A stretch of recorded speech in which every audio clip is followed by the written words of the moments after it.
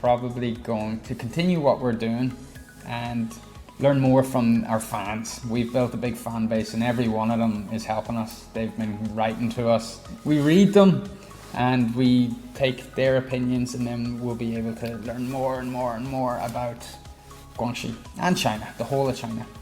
Exactly. And the more we learn, the more we can understand maybe a route you can take throughout Guangxi that we could show to the rest of the world.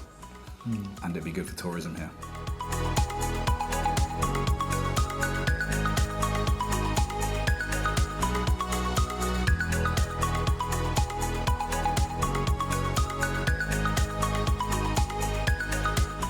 I would like to work more on my recently opened brand, because I want more and more people to recognize it. I'm going to be happy because I've enjoyed touring in China. I've enjoyed hanging out. I've done everything.